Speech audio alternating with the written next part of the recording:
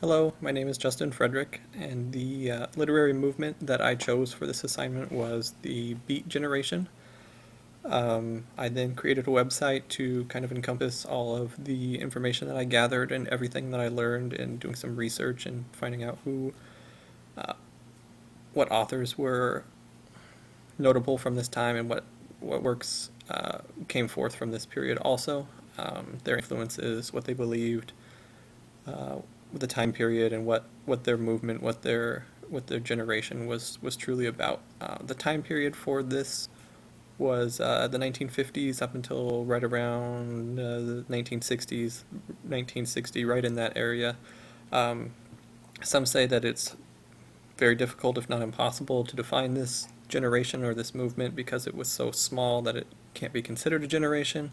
However, based on what I could find in the Encyclopedia Britannica, 1950s up until 1960, very beginning of the 1960s was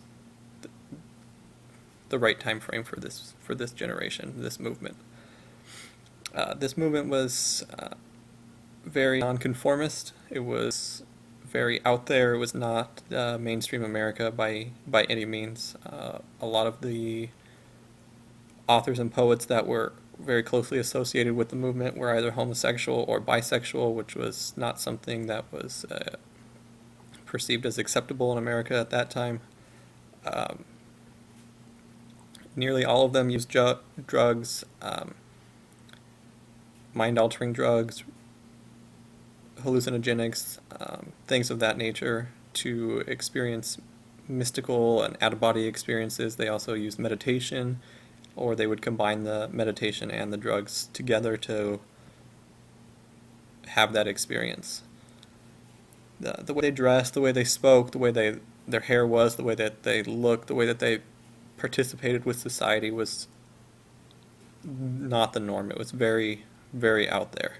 For some historical context, this was the 1950s, so this was, right after World War II had ended, or not right after, but a few years after. It was that time in America where people kind of started to push the boundaries a little more. They were, seeing who they were and what they could become and what was out there for them, kind of pushing the boundaries and stepping out there. If you go here to the top, we can see some of the famous authors and their works from this time period. Gregory Corso, his most notable work was Gasoline. That was a collection of poems that he published. Actually, Allen Ginsberg published it for him. John Clellan Holmes, his most notable work was Go, that came out in 1952. Many of the characters in that influenced and were based on characters in Jack Kerouac's On the Road. I believe Jack himself is even a character in this novel Go. Another notable author was William S. Burroughs. His two novels, Junkie and Naked Lunch, which came out in 53 and 59 respectively, are very controversial. A lot of controversy surrounding those and the things that he wrote about. There were some court proceedings and some things concerning Naked Lunch. Some of the things that he wrote about in there were definitely controversial and even illegal. Allen Ginsberg, his most notable work was Howl, which was a collection of poems, and that was published in 1956. And then, of course, Jack Kerouac is probably the most well-known author from this time period, from this movement. His novel On the Road is very well known.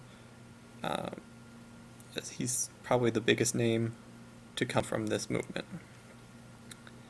Go here to influences. According to some information I found on onlineliterature.com, a lot of the artistic influences in terms of poetry go as far back as William Blake and Percy Shelley from the Romantic era. In fact, I found an article in the journal Aries in which Ginsberg specifically states that Blake was a direct source or direct influence of his poetry. On a more broad spectrum, Henry David Thoreau was definitely a large influence on the beat culture and the beat generation, the beat movement itself. On the other hand,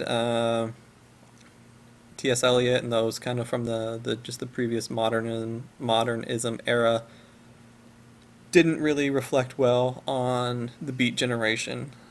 They didn't agree with the worldview or the point of view that was put forth from that literary movement. Um, they're they didn't the exuberance, the pretentiousness, the extravagance of life that was put out in those novels was not something that the Beats agreed with, or that's not how they saw life. So that was kind of the opposite of what they saw there. In terms of who they influenced, I found an article in the Journal of College Literature that says that the social and cultural ideals that they developed in the Beat generation didn't really become into full effect until the 1960s, kind of as that establishment anarchism kind of reigned as kind of like a popular subculture within the 60s, and that was really established within the Beat culture beforehand, and it really flourished or became into full effect in the 60s. In terms of philosophy, the thoughts that shaped the movement as a whole, a lot of them were based around humanism, to where they thought that they were the center of pretty much everything. It was about what they could experience, about they how it affected them. Also, I found this great book, The Philosophy of the Beats by Sharon L. Coley. They, she, it's a collection of stories that she edited. They also were described as being concerned about the relationship of things to themselves. Again, they were the center. It was how things affected them, their morality or immorality as it was seen by others, their mortality, their artistic integrity, and how it related to them. Everything was very self-centered. And then finally, here's just a list of the references that I was able to use and to shape what I could find for this. And that's all. Thank you.